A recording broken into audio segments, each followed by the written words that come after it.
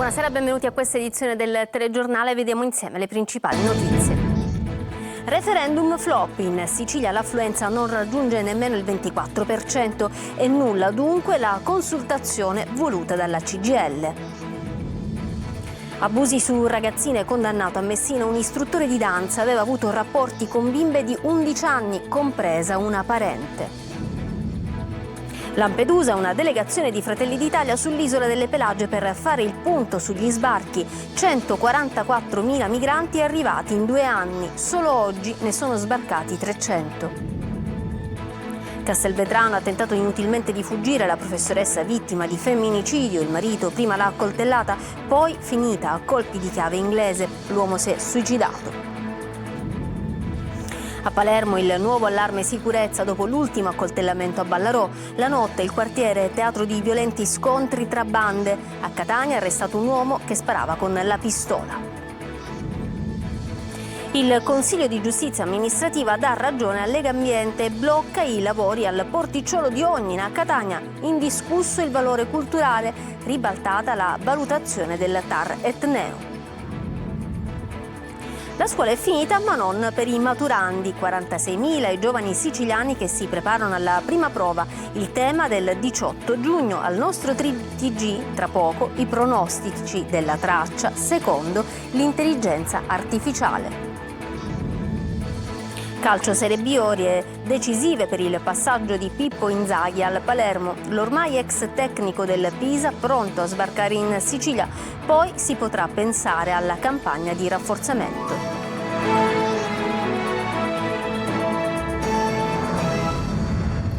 Bentrovati. In apertura il referendum, urne chiuse e affluenza flop. Niente quorum in Sicilia, l'affluenza è al 23,11%, al voto meno di un elettore su 4. Manlio Viola. Nessuna sorpresa dalle urne referendarie al termine di un giorno e mezzo di votazioni ieri e oggi. Nessuno dei 5 quesiti referendari su cittadinanza e soprattutto sul mondo del lavoro raggiunge il quorum. Di fatto si è trattato di una consultazione costata agli italiani 400 milioni di euro e conclusasi con un nulla di fatto. Se in Italia si è raggiunta comunque un'affluenza del 30,5% a fronte del 50% più uno necessario per la validità, in Sicilia è andata persino peggio. Nell'isola l'affluenza si è fermata al 23,1%, ben al di sotto della media paese. La provincia in cui si è votato di più a sorpresa è stata quella di Enna con il 25,5%, seguita da Palermo e Catania con il 24,8% e il 24%. In fondo alla classifica siciliana invece c'è Agrigento con il 19,6%. Numeri a parte, adesso lo scontro torna sul piano politico. Dalla Sicilia partono le bordate di Lega e Fratelli d'Italia alla CGIL. Per Carolina Varchi, segretario di presidenza della Camera dei Deputati, si tratta di un'altra sconfitta da incorniciare per la sinistra a trazione CGIL. Per il commissario della Lega in Sicilia, Nino Germanà, Landini deve fare i conti con la realtà e tornare a parlare veramente con i cittadini. Ammette la sconfitta il segretario generale della CGIL in Sicilia, Alfio Mannino, che punta però sul risultato di aver riportato il tema del lavoro al centro del dibattito italiano nelle ultime settimane. Il Tribunale di Messina ha condannato a 13 anni di reclusione un giovane insegnante di danza e accusato di violenza sessuale su 3 minori. Una di queste aveva 11 anni, un'altra era una parente. Emanuela Corsi. 13 anni di reclusione e la condanna in primo grado del Tribunale di Messina nei confronti di un giovane istruttore di danza della provincia accusato di violenza sessuale su 3 minorenni, una delle quali una sua familiare. A fare scattare le manette a febbraio dello scorso anno la denuncia dei genitori delle ragazzine. Le adolescenti all'epoca dei fatti, sotto i 12 anni, avevano raccontato di essere state palpeggiate dall'insegnante che spesso le baciava e le accarezzava insistentemente nelle parti intime. Le molestie avvenivano durante le lezioni in palestra, ma anche in altri luoghi. Una di loro, di 11 anni, veniva infatti affidata all'istruttore ogni mattina dalla madre, che non poteva occuparsene per motivi di lavoro. Nel telefonino gli inquirenti hanno trovato alcune chat con minacce nei confronti delle vittime, alle quali imponeva di non raccontare nulla. Il giovane è accusato anche di aver picchiato e insultato un allievo della scuola di danza, minacciandolo di tagliargli la gola. La procura di Barcellona Pozzo di Gotto a maggio aveva chiesto per l'imputato la condanna a 12 anni e 10 mesi per violenza sessuale. I difensori hanno annunciato che presenteranno ricorso in appello. La Procura di Palermo ha disposto accertamenti tecnici con le nuove tecnologie disponibili per estrarre il DNA su una impronta ritrovata 45 anni fa nello sportello lato guidatore della Fiat 127 utilizzata dai killer per la fuga dopo aver assassinato il 6 gennaio dell'80 l'allora presidente della regione siciliana Piersanti Mattarella, fratello dell'attuale capo dello Stato. Il 12 giugno sarà conferito l'incarico ai periti per una comparazione biologica sul referto.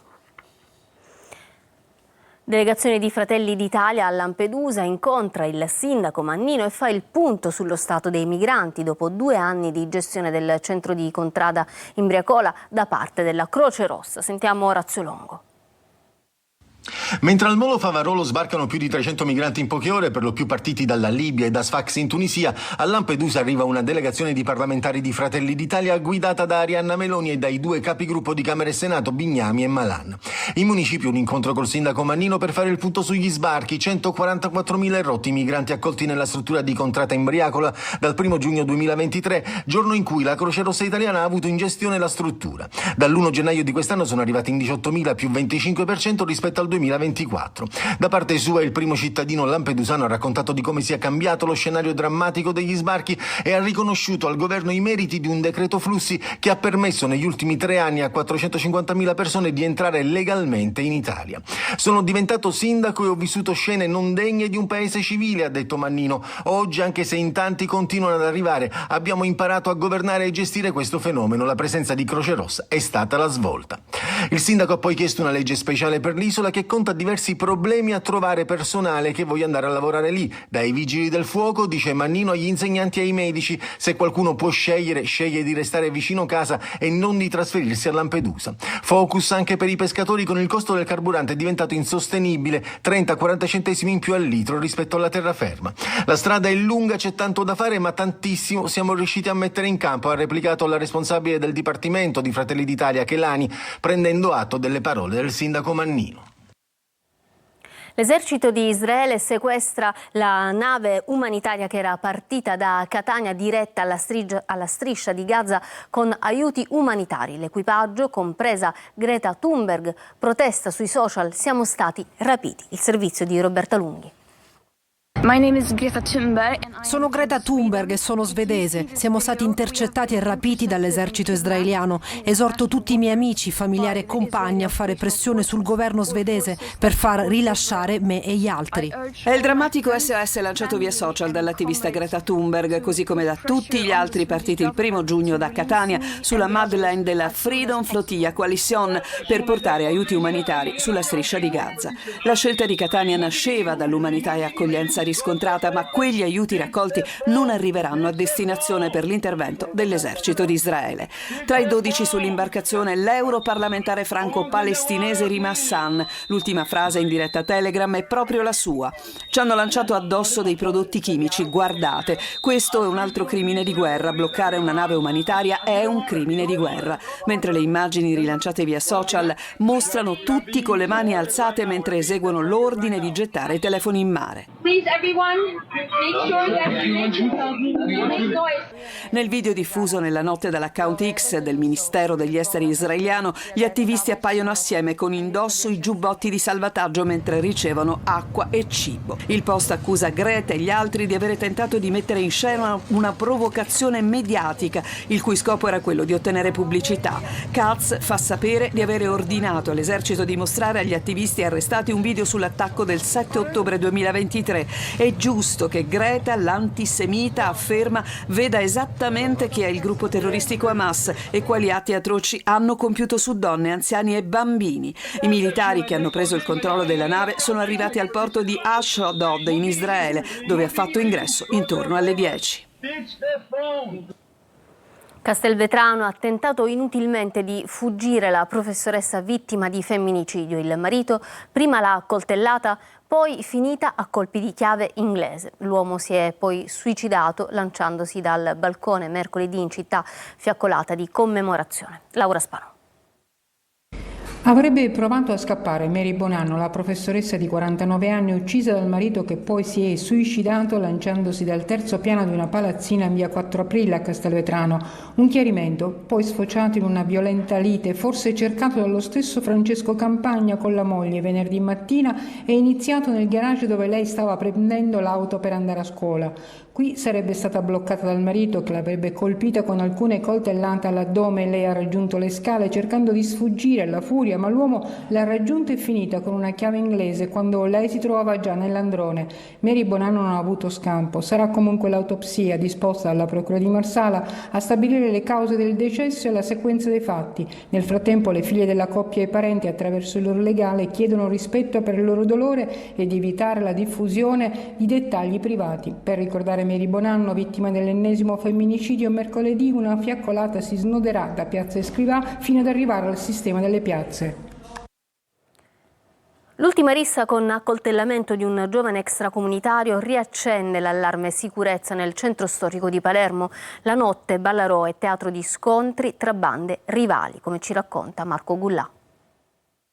Le tracce di sangue a terra, tasselli di una notte di ordinaria follia. Ballarò, cuore del centro storico di Palermo, verrebbe da dire, ci risiamo. Sabato notte, nella piazza cuore pulsante del mercato e dello smercio di droga, si sono affrontate due bande. Durante la rissa, scoppiata probabilmente per questioni legate allo spaccio, sono saltate fuori le lame. Ad avere la peggio, un ragazzo che dopo essere stato ferito è scappato. Ricoverato al policlinico, non ha dato informazioni su cosa è successo. Centro storico che diventa ring, teatro di accoltellamenti e risse, residenti che non escono dopo un certo orario, commercianti che chiudono prima le loro attività. Sono talmente tanti oramai i reati consumati regolarmente, dal furto, dalla spaccata, dalla rapina, dall'aggressione, che i cittadini hanno iniziato persino a mettersi in associazione, in gruppi e a presentare degli esposti. Ma non si riesce a soddisfare le esigenze, le richieste, le necessità dei cittadini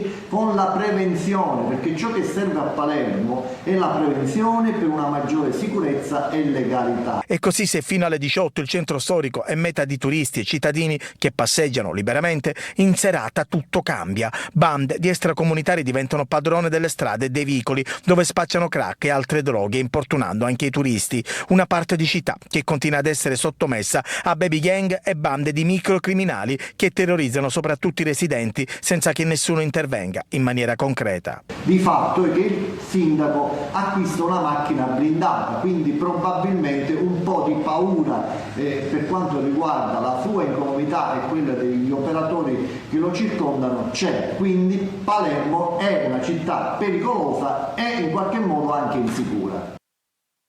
La Procura di Catania ha revocato il sequestro dell'area interessata all'esplosione del 21 gennaio scorso causata da una fuga di gas in via Fratelli Guarandi. La deflagrazione, come si ricorderà, causò il crollo di 2 palazzine e l'evacuazione di un intero quartiere con interruzione di metano ed energia elettrica. Il sequestro si era reso necessario per poter svolgere i sopralluoghi da parte dei consulenti mirati ad accertare le cause della fuga e poi dell'esplosione. Per Gaetano Todaro, presidente di Catania Rete Gas, il dissequestro di via Guarandi è una notizia importante che si attendeva da tempo. Ora potranno iniziare i lavori per ricoprire l'enorme buca. Indiscusso valore culturale. Con questa motivazione il CGA ferma i lavori al porticciolo di Ognina, ribaltata la valutazione del TAR, esulta Legambiente. Tonino De Mano.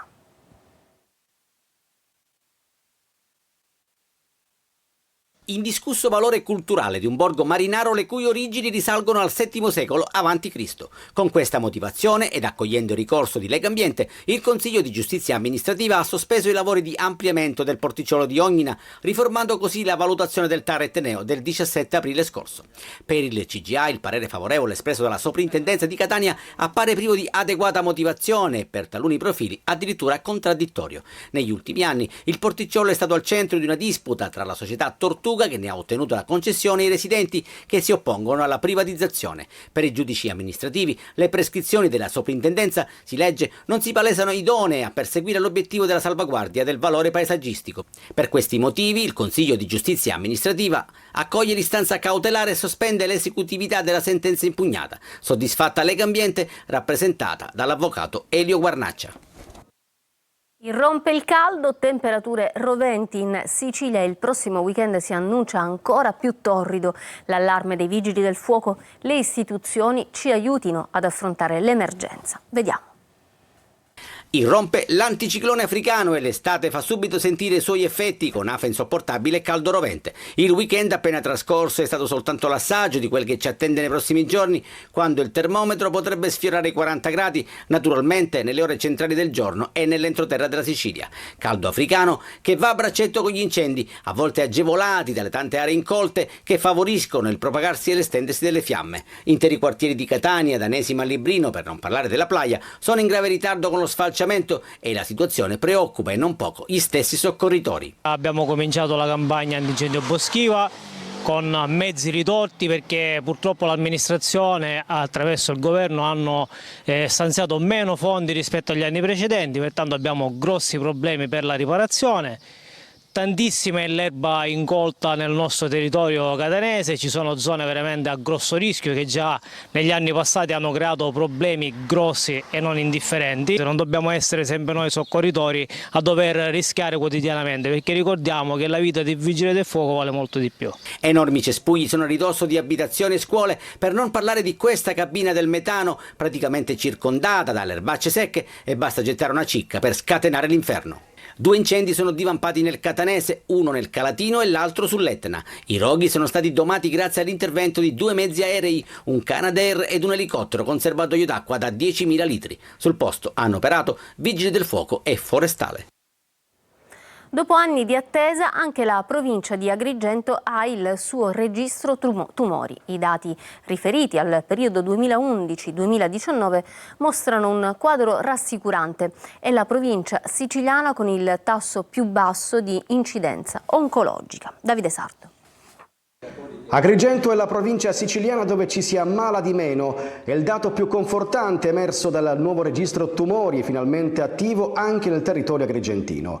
Il report, realizzato dall'ASP di Trapani, fotografa l'incidenza delle patologie oncologiche tra il 2011 ed il 2019. Oltre 19.000 i casi totali. Canicattì è il comune con il tasso più alto, San Giovanni Gemini quello con il più basso. Un quadro che, pur nella serietà dell'argomento, offre motivi di rassicurazione. Rispetto al resto della Sicilia, infatti, la provincia di Agrigento registra un numero inferiore di diagnosi oncologiche in rapporto alla popolazione. Un segnale che può indicare una maggiore efficacia delle campagne di prevenzione, una crescente attenzione agli stili di vita sani e forse anche un minore impatto di fattori ambientali negativi. A queste date noi possiamo offrire dei servizi in maniera tale da far star meglio i malati oncologici, quale ad esempio la presenza di un psicologo, oppure ancora l'inserimento della telemedicina, che è estremamente importante, così da evitare che i pazienti si portano in ospedale per essere seguiti, quando invece noi abbiamo dei device, cioè delle apparecchiature tali da poterli seguire anche dagli ospedali senza far venire il paziente in ospedale. Un documento insomma che non solo fotografa la situazione attuale, ma che permette di guardare al futuro con maggiore consapevolezza e fiducia. L'attrice Anna Valle ha assistito la madre operata e ricoverata nel reparto di senologia del Cannizzaro di Catania. Adesso in un video ha voluto ringraziare tutto il personale sanitario, come ci racconta Luca Ciliberti. Si è trovata, come tante persone che assistono i propri cari ricoverati, ad accompagnare e sostenere la madre operata e ricoverata nell'unità di senologia dell'azienda ospedaliera Cannizzaro di Catania. E al reparto, davanti alle malattie, le carriere e i titoli si azzerano. Così, al termine delle esperienze di caregiver, Anna Valle, tra le più apprezzate attrici italiane già Miss Italia, ha voluto ringraziare pubblicamente tutta l'equipe della Breast Unit per la qualità e l'umanità nell'assistenza. trovato una realtà bellissima, oltre a una grandissima professionalità, una grandissima passione, che è la cosa per me fondamentale, cioè con la quale le persone che lavorano qui, tutto il team capitanato dalla professoressa Catalano, lavora con questa grande passione e grande empatia. Una testimonianza toccante e sentita. Chi entra in ospedale per qualsiasi problema si trova in ospedale entra affrontando qualcosa di personalmente molto impegnativo, e da questa parte abbiamo trovato il gruppo infermiere, il gruppo medici, tutte le persone che ci hanno accolto nel migliore dei modi, quasi come delle amiche e degli amici, perché ci vuole tanta energia. Io però qua l'ho trovata, è stato bellissimo. Non è la prima volta che l'attrice siciliana d'adozione vive i ritmi e le emozioni della corsia d'ospedale. Recentemente, per lavoro, nella fiction Lea, ha vestito i panni di un'infermiera specializzata di un reparto di pediatria. Anche in questo caso, grazie all'aiuto di colleghi e pazienti, la protagonista è riuscita a ritrovare energie positive.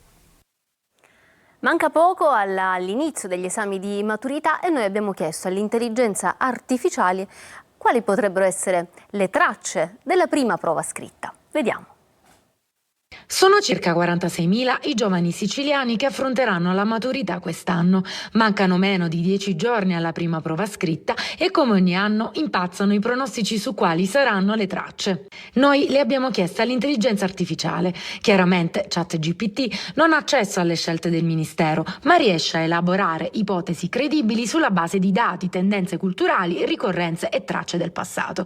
Ed ecco le previsioni dell'algoritmo. Secondo ChatGPT, per l'analisi del testo i nomi più gettonati sono Gabriele D'Annunzio, Italo Calvino ed Eugenio Montale, ma anche Camilleri per la ricorrenza dei suoi 100 anni.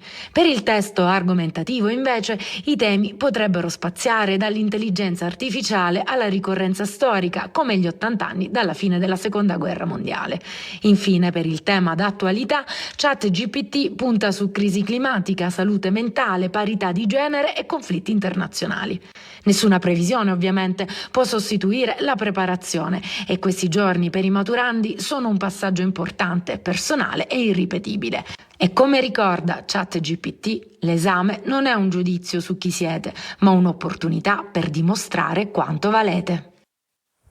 E ovviamente non occorreva ChatGPT per ricordare questo a tutti gli studenti. Noi ci fermiamo per una breve pausa, torniamo tra poco con lo sport.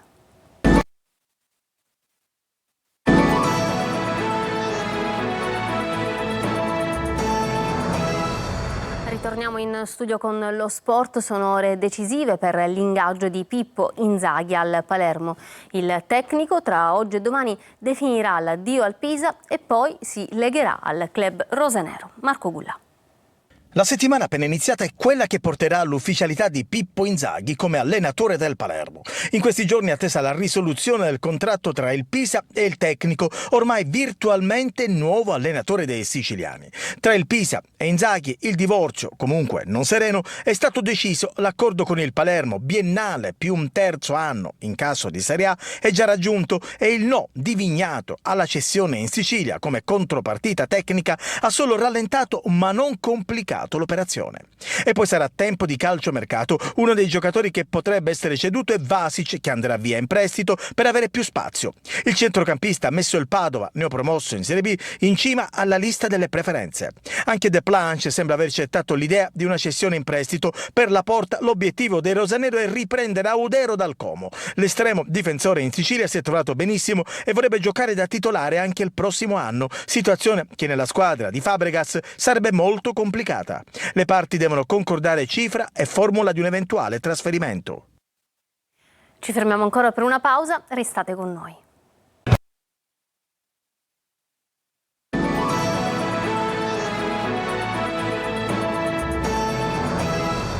Bene, non ci sono aggiornamenti, il TG finisce qua, grazie per essere stati con noi. Da parte mia e dei tecnici dello studio un buon proseguimento di serata, arrivederci.